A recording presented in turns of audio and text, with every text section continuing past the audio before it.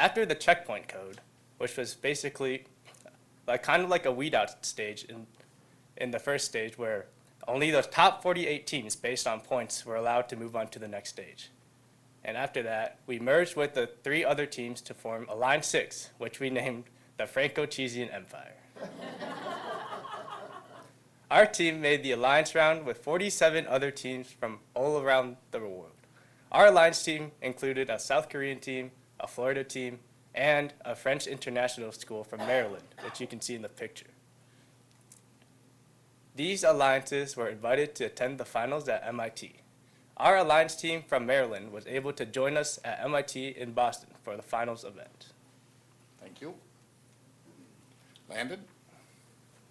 So one of the key mechanics of the competition were bonus points, and you could earn bonus points throughout various activities. So you could earn a bonus point for the first time you explore each plot. The first 3 times you visit the astronaut, we earned a bonus point for every meter we moved, and then there was a 50% point increase for crops assigned by the astronaut. And after after harvesting the 3 crops assigned by the astronaut, we earned an additional point bonus. So each crop has a set growth wait time, which we must wait before watering the crop again. We have to water our crop twice before harvesting it, and a set point bonus. Most of these crops have a 1-to-1 ratio between their growth time and the point bonus. However, blueberries, which have a 3-second growth time and 3-point bonus. However, melons have a 12-second growth time and 11-point bonus. So each crop, it was vital to figure out which crop was the best, as every single time we harvested the crop, their points would diminish by 75%. So tomatoes would grant us the 6 points the first time we harvested, but then 45 points the next time, and 6 points, 4.5 points, and 3.4 points each time. Each alliance was given 4 minutes, or 240 seconds, to gain as many points as possible, and they had to create a optimized codes that would utilize all the bonus points, move as much as possible, and harvest as many crops as they can throughout the entire match. Thank you. Next up is Jonah. So the playing field has 6 plots for you, including the astronaut and the water station, which is shared between the 2 groups. You move throughout the plots planting crops that Landon had said earlier to try and get the most points. You had to water them twice, and obviously you have to wait between waterings for the growth time. Then harvesting would give you the points from the plots. So our strategy was split into 3 groups. It was the first cycle, which is kind of what we do initially, the middle cycle, and then our end cycle. For the first cycle, we don't use a crop chooser. We just go through each plot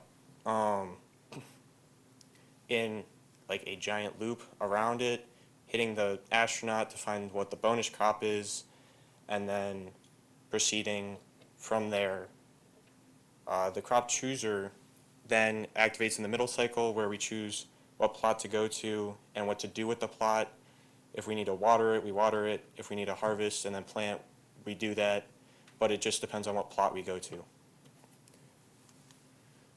So, as I said, in the initial loop, we go in a circle from 1 to 3, 3 to 4, 4 to the astronaut, astronaut to 5, 5 to 6, 6 to 2, and then back to watering. During that, we always plant our crop or bonus crop and then water it, so then we can start the crops growing. During our middle loop, we go from 1 to 3, 3 to 6, 6 to 2, and then get watering an astronaut when we harvest a bonus crop or need to get watering to water more crops. And then we also hit 4 and 5 only to harvest the first time since we planted things originally there, which allows us to get the most points possible. Okay, next up is Marlon. The thing with a competition like this is every little point matters, as you will see later. So we realized that there was a problem with our code, and it was that at the end, there were crops that were completed with their growth, but we didn't harvest because we focused on watering other crops that were closer before we could harvest the ones that were already completed.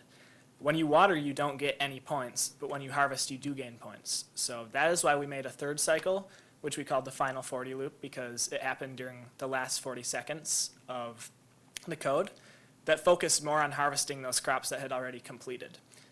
But this still left us with time to plant more. So that we didn't run out of time, we decided to plant the crops only that had shorter plant times, like we showed you on that table earlier of plant times.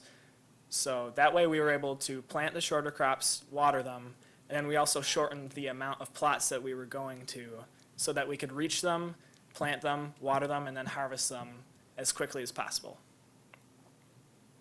Okay, thank you. Oh, right here. Here's a, So during the main competition, this is one of the formats that all the robots were being tested in. So as you can see, there are two layers, one set of plots on the bottom and one set of plots on the top. But a really important element is that there's only one shared water and one shared astronaut. And if there's a robot at one of them, at like the astronaut, then the other robot cannot go to that. So you have to wait, and then you're losing valuable time. So you have to build that into the code to make sure. But yeah, during the competition at MIT, they were tested against each other like live, and there were commentators, so it was pretty fun. This is me still. one more time, the bracket, yes. Okay, sorry guys. Double elimination bracket. There was a double elimination bracket. We won our first two matches before reaching Alliance 10, which we lost to, but we actually beat them in the end because of the double elimination bracket. So we were able to sort of make repairs. The code it features some elements of randomness, so we were able to make our comeback. In the end, we were just more consistent than them, I think. And made it to second place. Yep. As you Right. can see, second place Alliance 6, third place Alliance 10. So the very team that took us out ended up being the runner-up beneath us. Thank you. Sorry. Next up, Camilla. Camila. Camila. So we had a lot of time in Boston when we weren't at the competition since we got there Thursday afternoon and left Sunday afternoon. And one of the things we did was we toured Harvard University. We took a self-guided tour through an app that they have, and we did a more history-focused one, so we learned a lot of the history about Harvard and its old leaders and how it came to be and a lot of its buildings. And then we also walked through MIT before the competition, and then afterwards we went to the MIT Museum. And the MIT Museum focuses on a lot of the innovations that MIT has made, a lot of their cool inventions through a variety of collections and exhibitions. And it was really cool. It had a lot of different things, some astronomy-focused things, some even AI-focused stuff. And I think that was probably my favorite activity that we did. Thank you. And last up is Owen. Like Camila said, we did a lot of activities outside of the competition itself. The MIT Science Museum was one. This was the Boston Museum of Science. What you're looking at is actually the Electricity Theater. Throughout that whole museum, we learned a lot. And this, in particular, was really cool to see. You can see there's like lightning striking a cage. This was a really fun activity. We also saw Bunker Hill the night we got there, and we already covered the MIT Museum of Science. My favorite part of this whole trip, actually, was, I believe it was Friday night dinner. One of Mr. Getka's former students we got to meet up with, have dinner with, and talk about academics, talk about the competition itself and his experience specifically, because some of us have taken, we've all taken computer science classes. He talked to us about the journey that he had from essentially where we are to where he is now. He started out with computer science and ended up really liking biology, and he ended up getting his PhD actually paid for by Boston University, and he got it in bioinformatics. So it was really cool to see where we are to the kind of place we could go, talk to someone who's making a lot of money, pursuing his interests, and seeing a lot of cool stuff. He was incredibly insightful. Thank you. So I would like to say thank you to the district and for Mr. Holtzman for sending us, and I'm going to present this to Dr. Bian. So this is our second place award, and on the back, kids, you should know that someday when you bring your kids or grandkids to school, you can take this award off the wall in 608, and your names will be on the back of the award.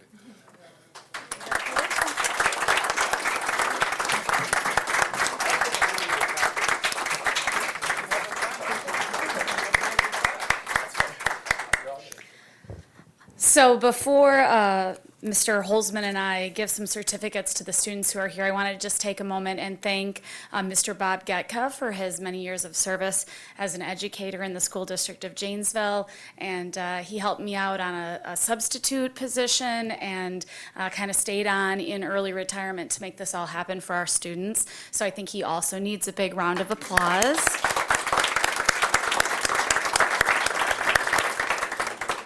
And Christine Pamilia is my innovation specialist, and she's just a great help to anyone who needs anything. She happens to have a lot of expertise in coordinating travel. She's done a lot of that with students, and so she helped Bob with all the details and made sure all of those extra sort of experiential things were able to happen while they were out in Boston. So let's give her a big round of applause too. So Mr. Holzman has a wonderful certificate from the School District of Janesville that recognizes that the students were able to participate in this competition. And I actually have the honor of handing to them, I don't think they knew they were getting this, a certificate that was presented to them from MIT, signed by a professor of aeronautics and astronautics there, and also the executive director of their Innovation and Learning Center. So we have a couple things for them tonight. So first, Tristan Chan.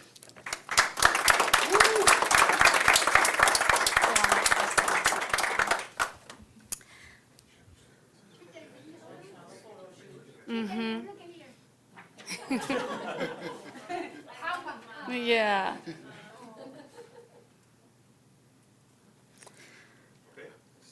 Landon Guernsey. Come on up.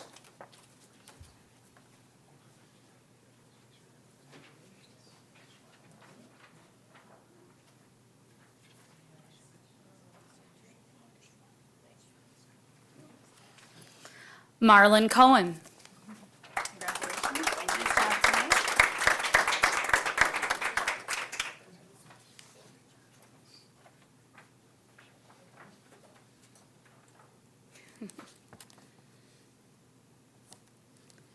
Jonas Sukraj.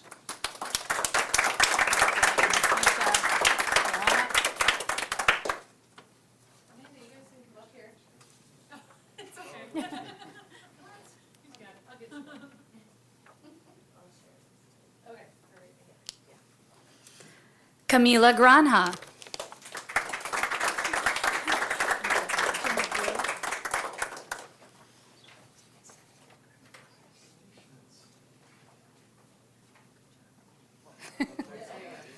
There you go. And Owen White.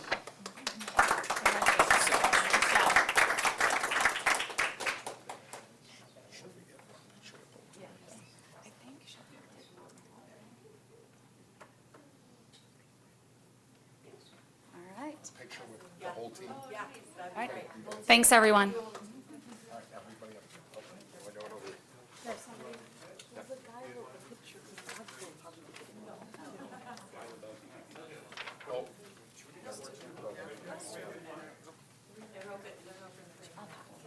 Yeah.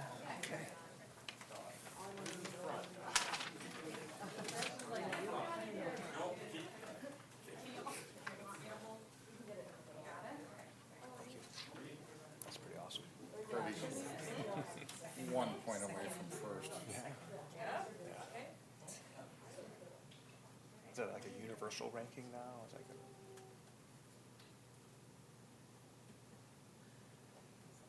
awesome. Yeah, thank you. Awesome. Thanks again. Yeah, thank you. Awesome. Thanks for being here. Yeah, thanks for having us. Awesome.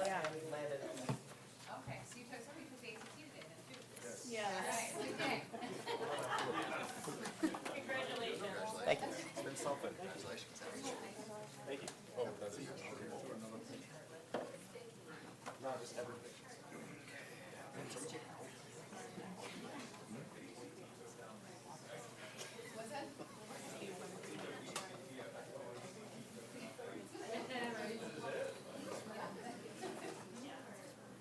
Okay, moving on from Parker High School, Peyton Gutzman. Hi, Peyton. Hi guys, how are we? Pretty darn good. Pretty good. Is this on? Good. Okay, I know they already left, but that's amazing. Like, that was so cool. That was interesting. I was like, oh my gosh. Okay. Hello, everyone. Thank you guys all for having me back. I'm so sorry that I missed you guys last month. I was still settling back in from cheer nationals and preparing for state prelims at the time of the last board meeting, and I was unavailable to be there. But quickly, before I started talking about Parker, I wanted to quickly tell you guys all about my trip down to Florida to perform at UCA High School Nationals. While being there, 10 of the 14 of us girls hit the mat, placing 8th out of 11th in the nation. Though we did not take home the top 3 like we were hoping, I'm grateful for a couple things from the opportunity of a lifetime. I'm grateful for the opportunity to get to go to Florida with my team, get to expand and meet other hardworking teams, and second, I'm grateful to make history as the Parker High School competitive cheer team was the first team to represent the Janesville School District at the UCA High School Nationals. So though my cheer career might have ended this past week, I'm hoping that my team will make history next year by bringing home a trophy back to Janesville. At Parker, community involvement is in full swing. We love seeing kids take their energy beyond the classroom and truly represent what the best of what it means to be a Parker Viking. Parker's Intro Engineering Design class divided into 2 groups for this year's Go Baby Go Build project. The program provides ride-on cars for young children with disabilities, allowing them to be more independent. The students work as engineers from the Shine Technologies to determine the needs of the children and determine the necessities of modifications. The cars are rewired to function with a go button for steering wheels instead of a foot pedal and added restraints for stability modifications. Students will be presenting the cars to the children and their family on Thursday at the Blaine's Farm and Fleet Conference Center. Project 1649 reached out to our high school for the Green Bay Packer tailgate tour to visit the Woodman Sports and Convention Center in April. The results are in, and Parker's DECA online barn managers took the top of 3 spots. Congratulations to Sylvia Zhang, who designed something that will be worn by the Project 1649 for the Parker tailgate tour. Packer, not Parker, sorry guys. Coming in second place was Macy Mills, and third was Lexi Thomas. The online barn designs and produces screen-printed images for district events, and also for local businesses. Additionally, Parker DECA will be volunteering at the event to raise money for Project 1649, an organization designed on helping the challenges of unaccompanied homeless youth in Rock County. Parker French students are participating in a worldwide music contest that focuses on Francophone music. Artists from 10 different French-speaking countries are involved. Students learn about the artists, their countries, and their different music genres. Several times a week for the whole month, vote within a bracket similar to March Madness. It's fun and a great way to engage students in learning about the different types of cultures. It is a very busy season for our Parker Arts. Choir students just visited New York City over the long conference weekend. Students performed at a concert representing Wisconsin in the Festival of State Concert Series. Students attended 3 Broadway musicals, had master classes with 2 Broadway performers, and toured many sites such as the 9/11 Memorial. This coming weekend, many music and PAA students will be participating in the WSMA District Sullivan Ensemble Festival in Monroe. And next week, the Parker Fine Arts Festival. We invite the public to enjoy free concerts by our choirs on Tuesday night and our band on Wednesday night at 6:30 p.m. Plus, view amazing student artwork at our display in our art wing. The Parker Arts Academy is in rehearsals for the spring musical, and the students are having a blast with this one. Our Parker Arts Academy was asked by the Musical Theater International to be the first high school in the nation to perform the pilot production of & Juliet. Performances will be held the weekend of April 17th and 24th. Parker's 54th Washington Seminar Group landed in DC on Saturday night. They have a full itinerary this week. Sunday morning, they visited the Arlington National Cemetery, and their other stops include the Internal Flame at Kennedy's gravesite, the amphitheater in their National Staircase group photo, the Tomb of Unknown Soldiers, watch the changing of our guard, and in addition, they'll also visit gravestones of family members of 2 students who pay respects to them. To quote Washington Seminar's teacher, Kate Bennett, "It is extremely important to me that students make a personal connection with this experience, not just because it's government and politics, but because of the humanity, patriotism, pride, bravery, and sacrifice." That is all I have for everyone today. The best of Parker is yet to come, and I'm so excited to see you guys all next month.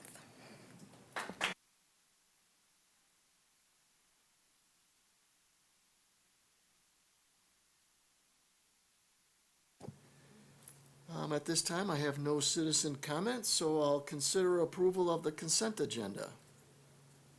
Motion and a second for the consent agenda? Second. There's a motion and a second. All in favor, say aye. Aye. Opposed? That passes unanimously, 8-0. Mid-year goals update.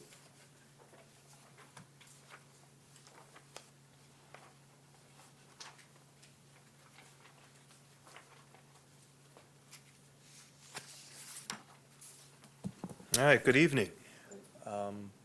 We want an opportunity tonight for Dr. DeGraff and I to share with you some of our student progress on our mid-year goals. We shared much of this information from the student perspective at our PPC, but I wanted to add some additional areas specifically related to staff excellence, operational excellence, and family community partnerships, just kind of giving you an idea of what our goals are and where we're leaning into those. So if I would share with you just in general what we're trying to accomplish tonight, and then definitely have opportunities to ask questions at the end. I think it's always great when we have students to be able to share some of the excellence that they have. So today we're going to talk specifically about our Ready progress and our progress for ACT prep. But I'm amazed so often at the level of skill and talents that our kids have, and we heard about that tonight. And when you look at what some of our students are doing and how they're doing it, there's a lot of things that we probably didn't see behind the scenes. How many after-school times did that group come together to get to where they're at, and the passion they have for going above and beyond. The idea is that all those students that are participating, we heard from Parker, at different levels, that's showcasing the school district of Janesville, not just in an academic way, but also in a way that shows how respectful they are to our school and our community.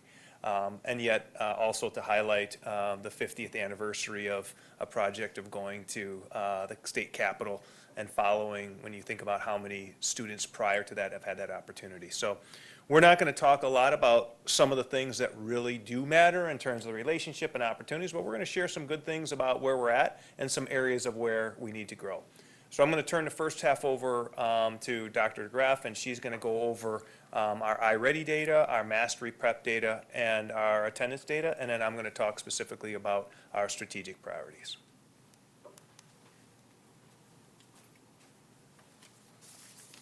All right, good evening. So as Superintendent Holtzman shared with you, we're going to talk about our 4 priority areas today. Tonight, I'll begin with the student academic excellence priority area.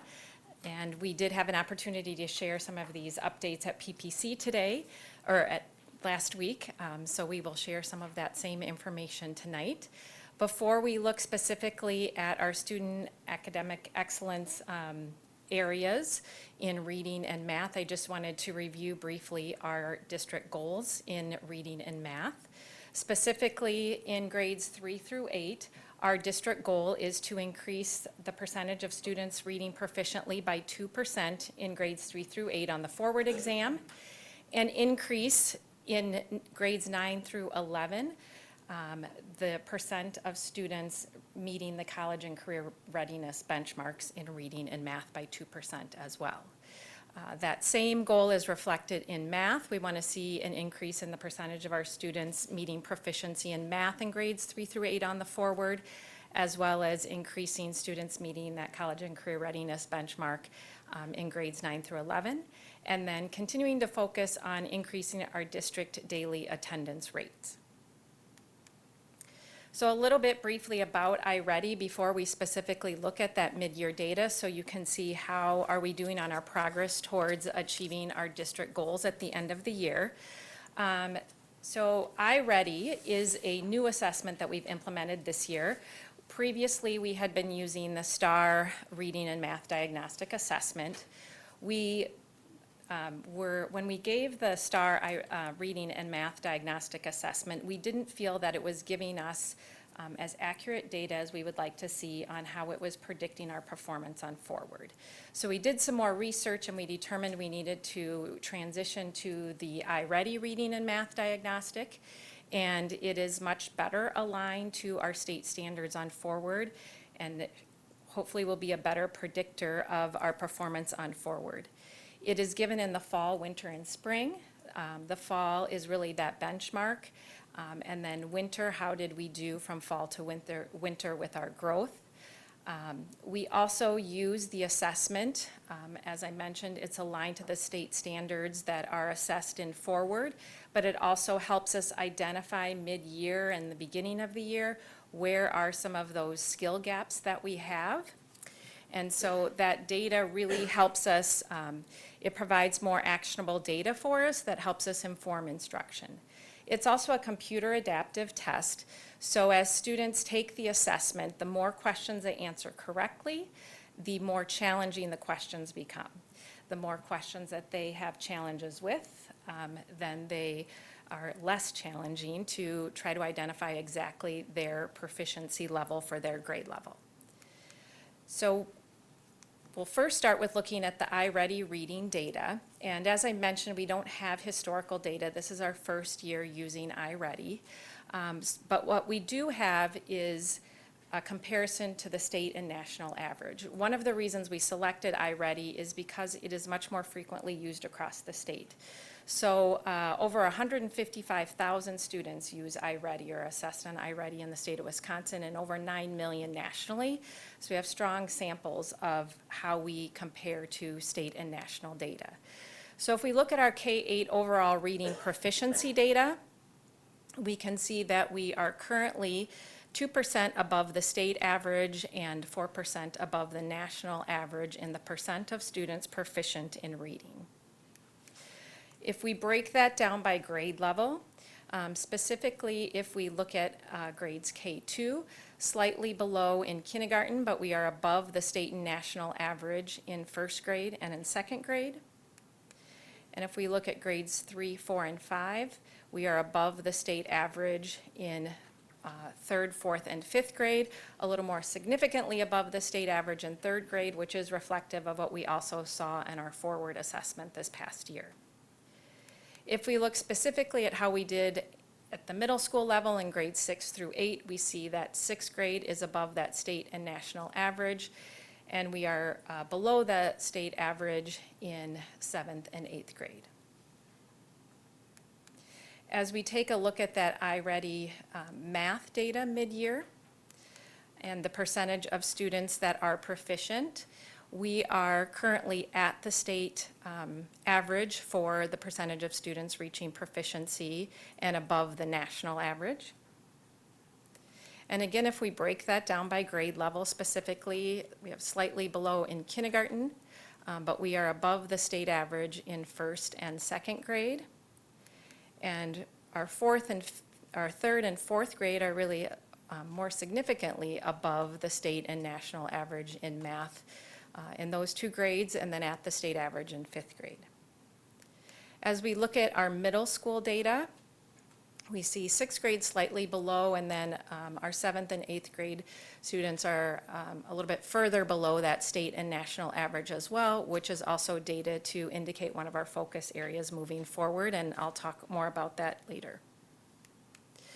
So as we talk about how do we assess students in high school, we use what we call Mastery Prep. And Mastery Prep is also a screening and diagnostic tool that is aligned to the ACT skills and standards. So it also provides us data that is actionable, that will help drive instructional decisions in the classroom. So it helps us identify some of those student gaps on ACT skills, especially in reading, English, and math. We take it in the fall and winter. We started using Mastery Prep about 3 years ago because we were looking for something that would be an assessment that helped us really identify prior to the ACT and pre-ACT how our students were doing. So Chris Medemwalt worked with our high school principals in implementing Mastery Prep, and it's been a great tool that really is aligned well to ACT. When we first started taking it, they would take maybe reading 1 hour and math a different hour, but we decided we really wanted it to mirror what the actual ACT and pre-ACT were like, to help build student stamina for test taking, also build test taking strategies, organization, and time management. So it's also been a tool to help students have that experience of what a pre-ACT and ACT assessment will also look like. So as we look at that Mastery Prep data, we'll start with reading in English, and remember, we're looking at, our district goal is about increasing the percentage of students by 2% who are meeting the college and career readiness benchmark. And each grade level, that benchmark increases until they get closer to what the benchmark is as a junior when they take the ACT. So you can see in reading, we do have historical data. As I mentioned, we've been using Mastery Prep for about 3 years. So from last winter to this winter, we see a significant difference in the percentage of students meeting that ACT benchmark in reading.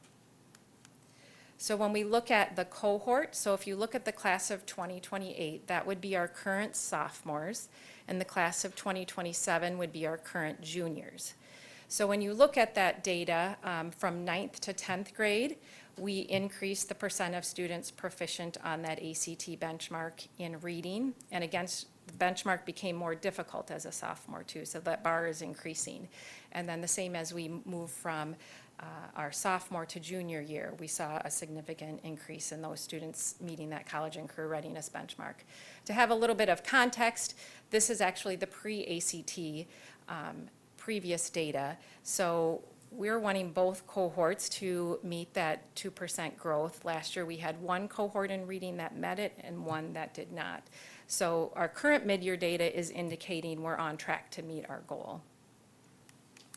When we look specifically at our English scores, again, last year's 9th graders compared to this year's 9th graders, and then 10th and 11th, we are definitely exceeding where we were last year and meeting those college and career readiness benchmarks. So we really have students coming in very strong in reading and English each year as we've continued to focus in these areas on increasing that benchmark and ACT. So if we look at our students in cohorts, that 10th grade and 11th grade class, again, by more than 2%, they have increased their percentage of students meeting that college and career readiness benchmark.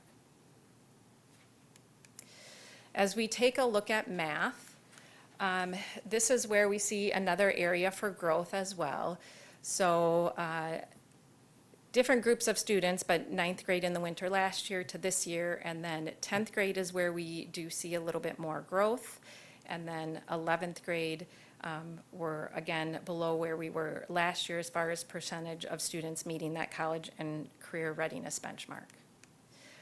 When we look at cohorts, we have one cohort, that 10th grade group, that's currently meeting that increase in the percentage of students meeting the benchmark, and the second cohort that did not meet that yet at this point in the mid-year. So again, gives us specifically information and data on where we need to focus. And then this is just how we did last year on the pre-ACT, and we had a similar outcome with one cohort meeting that goal and one that did not. Then also to briefly look at a snapshot of attendance, Kim Perenboom helps the district and each individual school continue to track daily attendance rates. And so each month, she sends out kind of a snapshot of where we are at. So this was our January snapshot of where we're at with attendance. So the district from last January to this January increased by 0.6 and the state by 0.5. So we're continuing to trend to the positive in increasing our daily attendance rates in the school. So this is a picture of the group at SAIL. So last Thursday, we had all of our K-12 SAIL leadership teams out at Black Hawk Tech focusing on developing the last 100-day plans.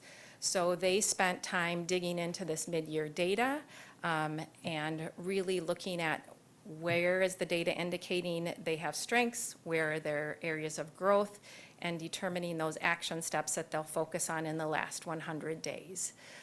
We also, during this time, were able to look a little bit more about two of the other priority areas, including staff engagement and family and community engagement. They were able to use their survey data to start to develop a goal and action step around survey feedback from parents and staff. And so Superintendent Holtzman now is going to talk a little bit more about those other three priority areas and some of the work that they did to focus on those priority areas. And then I will close with some of our next action steps based on the data that I shared with you. Thank you. I'm always interested in trying to do some data numbers, and as we look behind the scenes, you know, an example of, to give you an example of what does 0.6% increase mean for student attendance. So what you do is you take 9,000 kids, multiply it by about 180 days, divide that by, you end up with like 15,000 additional days attended, right? So even though 0.6 doesn't seem like a lot, right, that's how much movement you have to have in order to get to a percentage. So we're seeing and tracking in that area. I think that is something that we're working on. I'm going the wrong way. Okay, so what I wanted to share with you is just kind of where we are with our overall pillars. And so you have consistently heard about where we are with our reading, math, and attendance, and that's that student academic excellence. And we also have had, for the past couple of years on our priorities, that staff excellence, that operational excellence, and that family community partnership. And so what I want to do tonight is spend a little bit more time giving you kind of a broad overview of what we're talking about in terms of staff excellence and how we're trying to organize the measurement of that. If you recall, about 3 years ago, probably almost 4 years ago now, we presented to the board our student achievement goals, and those goals were based on some measurements that we changed. Originally, the measurement was on the number of, or percentage of kids who were passing 9th grade algebra with a C or better. And we also linked our student achievement to the STAR data. Well, we always wanted to, the idea of improving student achievement never changed, but the measurement and how we got there changed. And I would expect that our staff excellence and our operational excellence and our family community partnership measures will evolve based on, this is the first chance of really kind of measuring that, and we'll go, you know what? We do want staff excellence to grow, but the way we measure that might be a little bit different until we get into a rhythm that says, you know what, everybody agrees this is how we do it. So when we talk about, when we talk about that staff excellence, we want to insist on that culture of professional growth and skilled, connected workforce. So when we lean into like, well, what does staff excellence look like? An example I would give you as one of our goals that we're trying to incorporate is we want to increase our baseline for our Net Promoter Score. So if you remember back in October of this past school year, all of our staff, like 993, completed a survey, and we asked them about how much they would promote the district. And that Net Promoter Score is a score from negative 100 to positive 100. And in our district, the district expectations, each building's a little different. The baseline was negative 10.3. 0 should be like is the average mark, and then plus 20. And we'll go into that actually next week when we talk with the Studer Group a little bit more about that.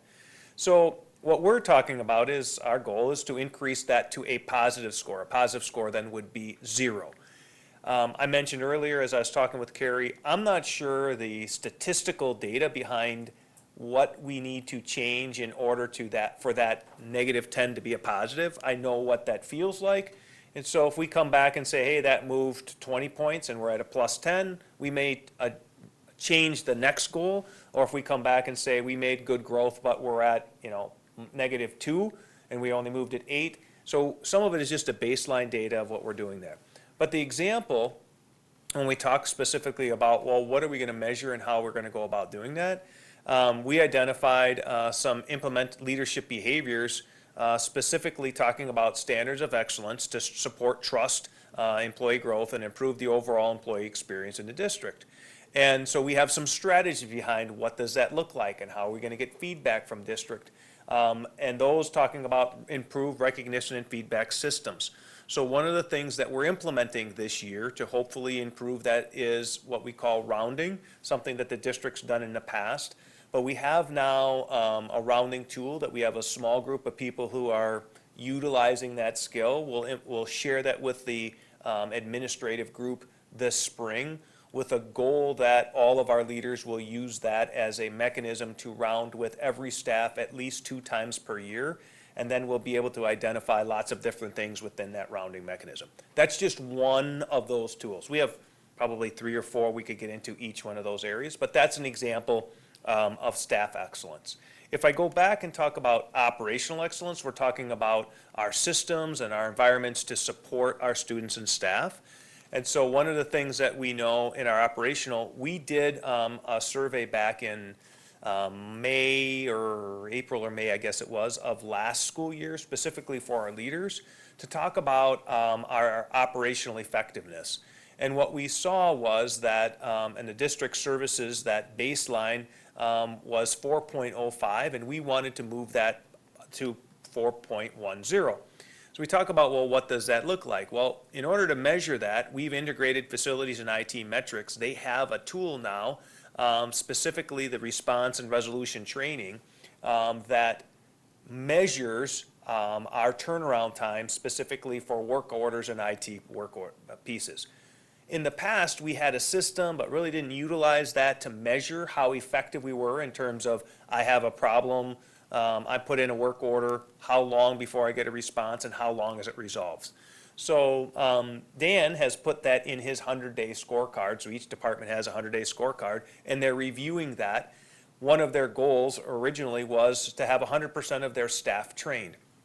And they're close to 90% of their staff trained, and some of that has to do with that staff turns over a little bit, and how do we get the people who are no longer here trained. And again, making sure that the people who are in the system know how to use that so that we can respond in a timely manner. The goal is, right, that we give good feedback to our people, their information is resolved, and we're able to then positively influence what they're doing either in a classroom or whatever work environment that looks like. The last one that we would talk about is that family and community partnership. And we know that engaged families mean engaged students, and we want to make sure that we're promoting our stories as often as possible. And so an example that we use specifically from this is something that's interesting. When we talk about family and community partnerships, we're talking about 3 engagements for 27-28 that are engaged in this family survey that we gave back in November. And one of the things that our parents said was, in regards to, I received positive phone calls or emails about my child from the school, and we wanted to increase that baseline from 3.54 to 0.15 grader. I work with our coach. I'm not sure that I can acknowledge that 3.54, that 0.15 is statistically the measure. We just chose 0.15 as we want to grow there. I probably should have asked those kids who did, could that were here earlier to do some algorithms for us to determine how that looks, right? But we use that as a number. The example I would give you is that many of our schools in their 100-day plan have strategies already in terms of how they're going to communicate the good news that are going on in their district. Some order cards, some have actually, one has a spreadsheet that has every student and whether they're going to mark 2 things between now and the end of the school year. And what we want to do, our strategy is build a district-wide capacity for positive relations-centered communications with families. So our goal is to make sure that we're communicating on a regular basis, district-wide, about all the great things that are happening, because every kid has a great story to tell. So the goal, right, is we're saying, hey, we want to improve that promoter. We want to improve that target from 3.54 to 0.51. Here are the resources and strategies that we're going to do in order to accomplish that. There are many, many pieces behind each one of those, but I know you've heard along the way a lot of those pieces and things that we're doing in terms of professional development, changing the curriculum, common assessments, PLCs. You've heard all those kind of things that we're doing for staff excellence. So I just wanted to inform and provide you with just some general information. Like, we also are engaging, and this work is now 9 months, almost a year in terms of the other 3 and getting specific measurable goals for that. And we'll continue to then to provide these as updates as we provide our student excellence, staff excellence, and operational excellence. There's no doubt that our ultimate goal is great outcomes for all of our kids. That's our number 1 priority at all times.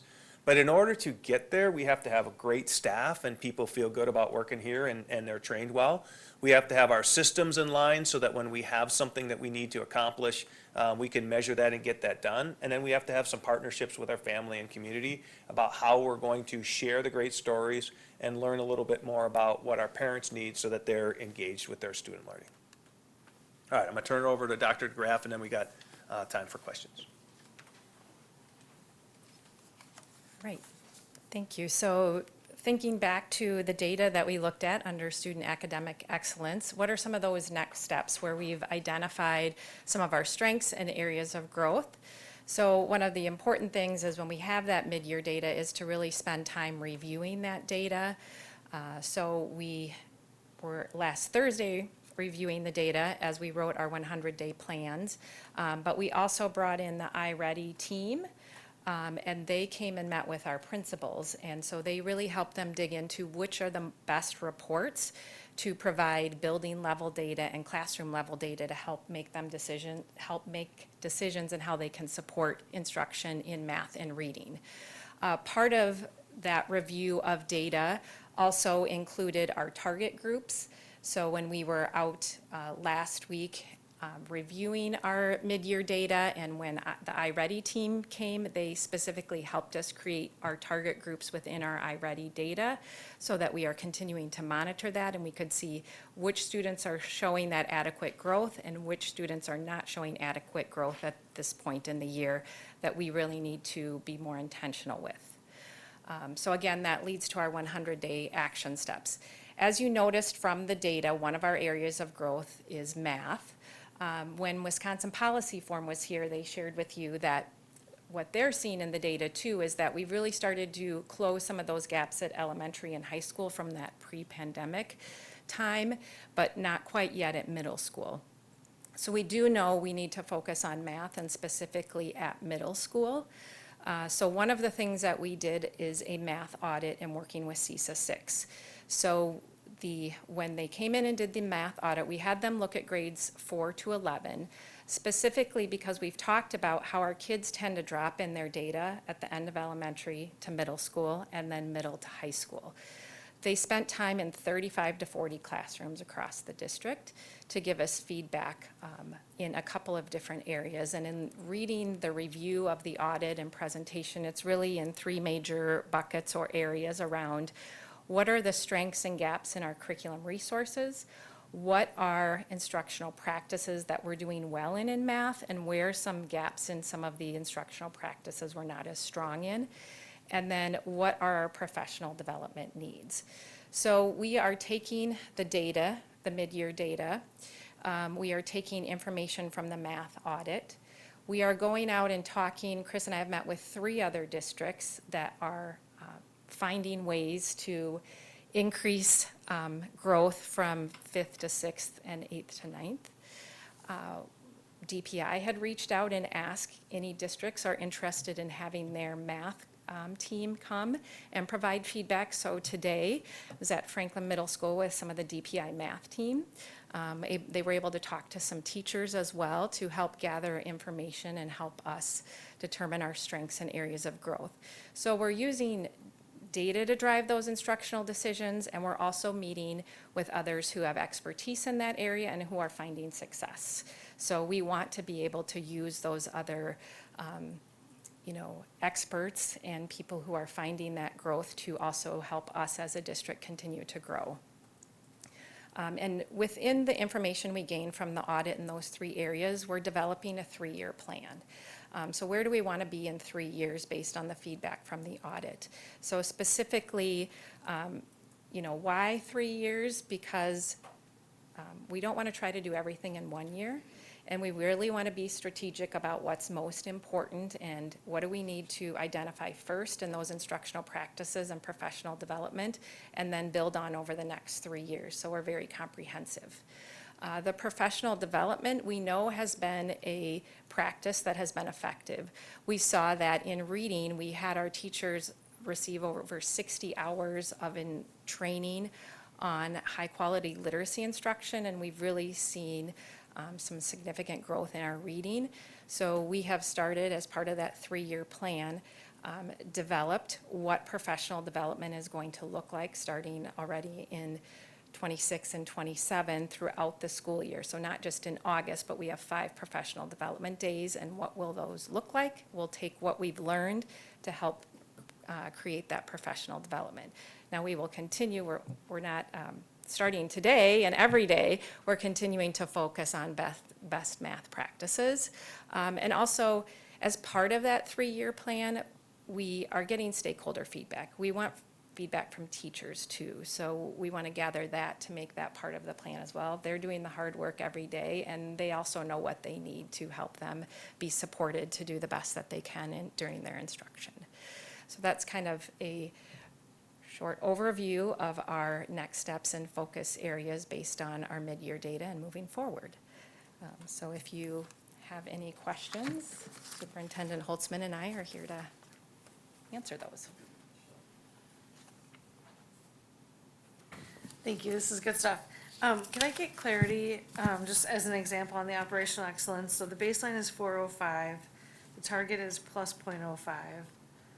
Like, is that a scale of what, can you tell me about the scale? Sure.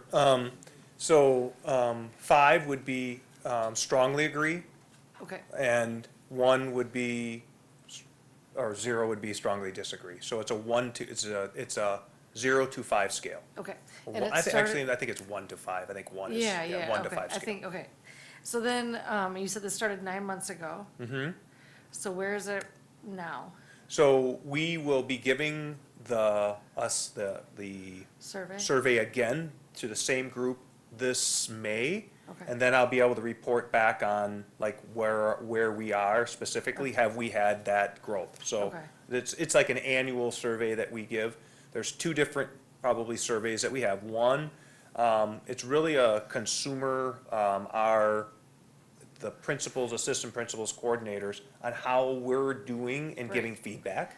And so that survey went out last year, first time in May. We'll give it again in May, and then we'll get the scores back, within a couple weeks after. And Studer is the one whom sends the survey out. It's not like we don't Okay. create the survey. Okay, good. And I'm glad that there's attention to this, because I would say when Liz and I have visited schools over the last several years, that's a common, I've asked for this ticket to be done, or this. Oh, yeah. I mean, so I thank you for the attention to this. This is really good stuff. Yeah, and thank you to for Dan's- explaining the scale. And, when we first had the original feedback, to Dan and Brian's credit, we now have a mechanism of which we're training all people and have the ability to really measure. We had a mechanism before, we just weren't utilizing it into its full capability in terms of work orders and our IT tickets. So we know that that was a place to grow, and so that's how we're utilizing that measurement. Yep. In regards to your next steps, I really don't want to assume, but all the information you received from the iReady team into where there's areas of improvement, and then you did the math audit and you got different feedback, were there any common themes from both of those entities that would drive and help you and support you in providing the best professional development for our teachers for that growth? I'm just assuming like all that's great data, like at your fingertips, but I'm just wondering if you saw any overlaps between what the iReady team gave you with some deep insights in addition to the math audit to be able to create and provide some really great professional development for our teachers. Yes, definitely, we see overlap in that. So some of the, for example, some of the lower specific data that was in iReady was related to really geometry in that domain. And one of the things we've talked a lot about is that unit comes after forward is taken and ACT.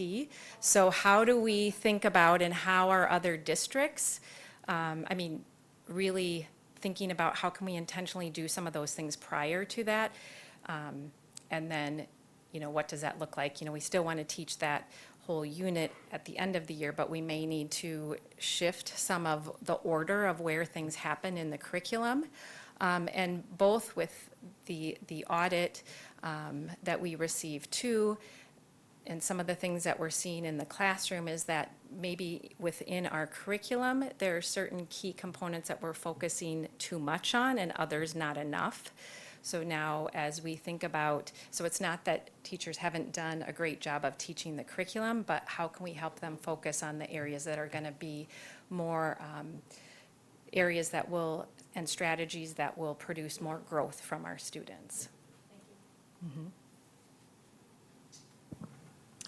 I am just so impressed with, the next steps and all, the audit, and it's so comprehensive. And I'm thinking back, 4 years ago where we were not pleased with the report cards we were getting. And one of the things that I said, and you said, yes, we're doing this, was, okay, let's ask DPI then to help us. And so it's just so great to see all of these resources that you've pulled in to cover so many different areas. I just think the layering from, okay, we're looking at what our curriculum is, and then professional development, and then we're evaluating with such deep dives with data about where some of these shortfalls. Okay, then we're bringing in these experts to go and look in our classrooms and see what, we might be missing. I just can't say enough about how amazing this is. This is a tremendous multi-year effort by everyone in the district, and I know that you have been at the lead of this, and so thank you. It's so exhilarating to see this movement and to know that the huge lifting that so many people have done is taking off, and I know that we're gonna see those 7th and 8th grade scores rising too. So just thank you so much. And in thinking about the parent part that, was a little bit earlier, I always think, I appreciated the contact, like that was the part that we talked about. I always think it's so hard as a parent if the only time you hear from school is when something bad has happened. And so, we all know that everyone is busy, but that's just so important, because if we're gonna build and feel strongly about building strong partnerships, we have to celebrate the wins and not just talk about when things aren't going well. So thank you, because that's so meaningful. Also, you made my PPC presentation much easier tonight. Anyone else? Thank you very much. Oh, go ahead, Tara. Sorry. Did they give any information of why there was such a big drop between sixth grade and seventh grade? There's like a 12% drop between those two grades versus any other grade. I think that is an area where we have continued to see a little bit more of a drop than across the state.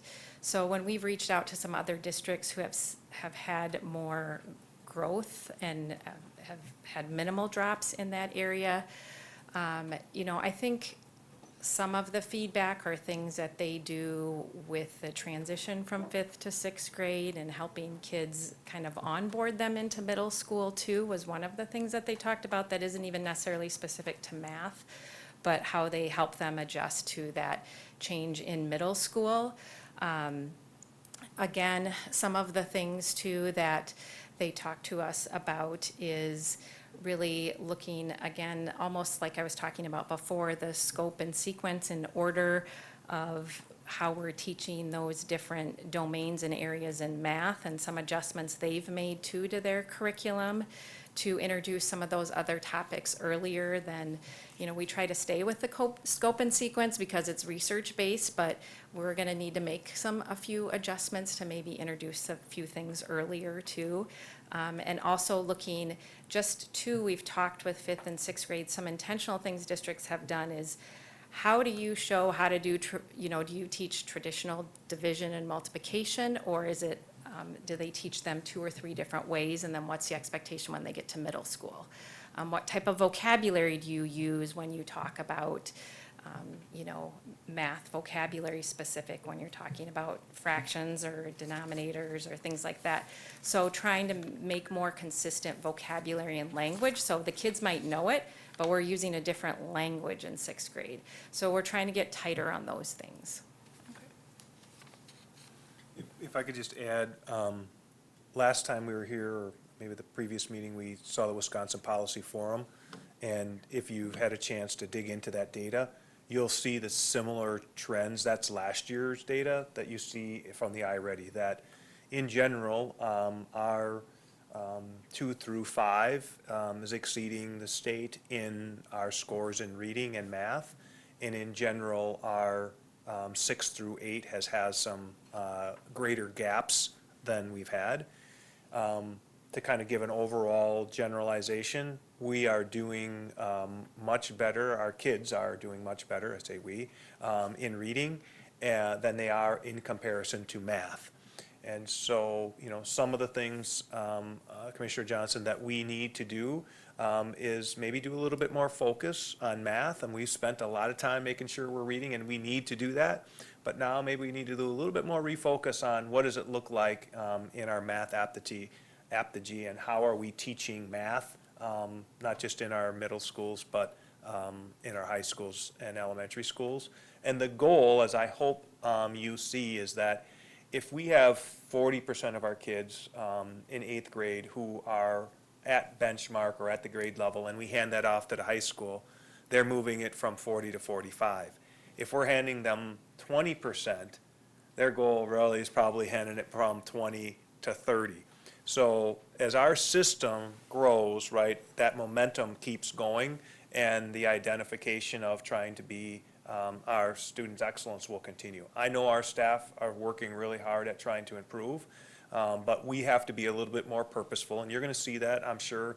Some things you're going to see from us in the future is we've got to help a little bit more right now in math, and that's just universally, we've got to get better. So as we teach universal skills better, it moves from grade level to department to department.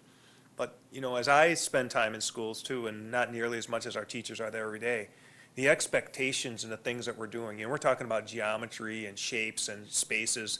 We're talking about what a rhombus looks like in kindergarten and first grade. Like, those are skills that were early adoption, as opposed to, the traditional model that maybe many of us understood is we're doing addition, then subtraction, then multiplication, and then division. And by the time you got to the middle school, you might do a little bit of right angle stuff. Well, that's not what's happening in our current system. We're asking kids to know mathematical practices from addition, subtraction, multiplication, division, all the way to, some kind of perception of geometry.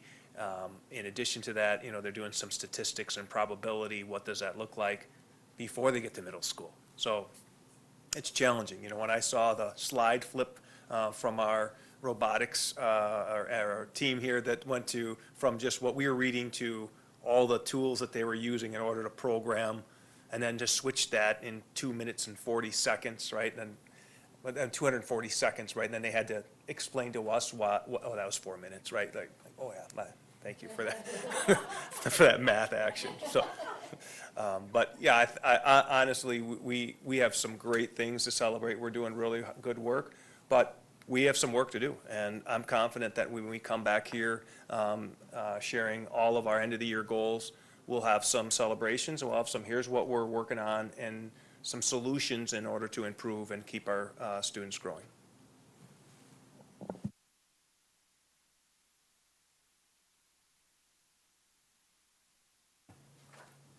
PPC committee.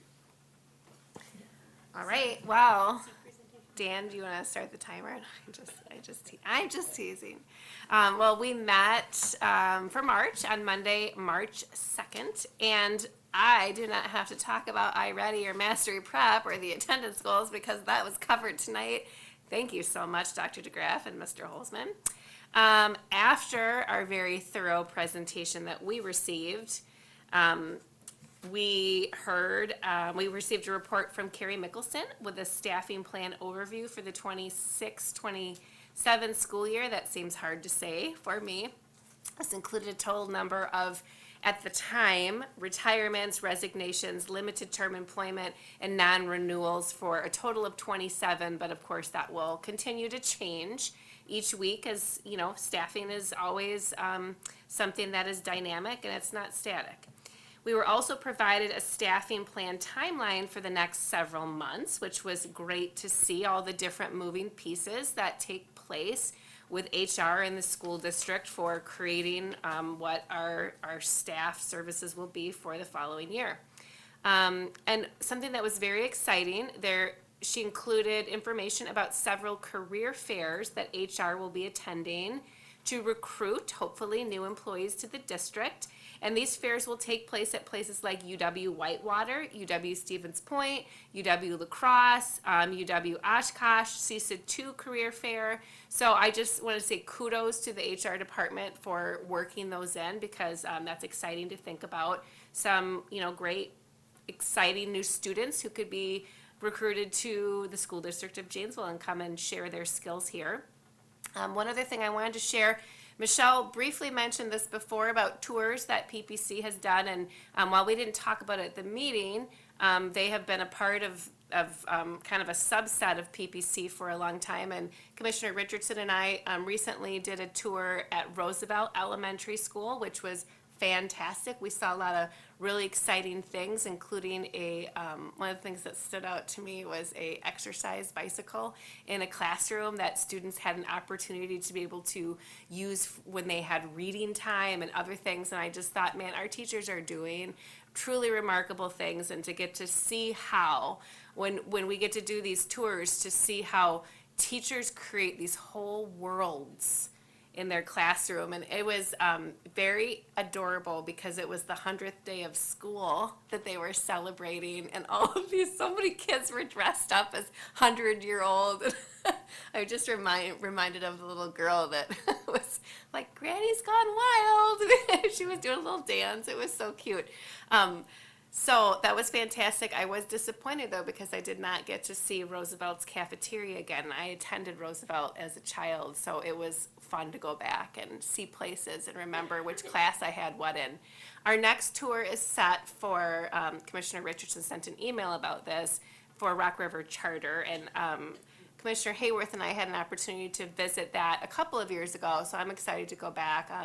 One of the great things is getting out, that we have a privilege to be able to do and see things happening in the district. So if you are interested in participating in that, reach out and Gretchen can help coordinate that.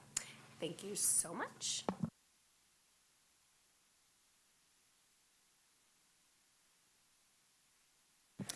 All right, the Finance Buildings and Grounds Committee will meet on Monday, March 16th at 5 PM at the ESC. The Personnel Policy and Curriculum Committee meeting will be Monday, April 6th at 4:30 PM at the ESC. The Board of Education will meet on March 18th for a brief student update, but there will be no action taken. And your next Board of Education meeting is Tuesday, April 14th at 6 PM here at the ESC.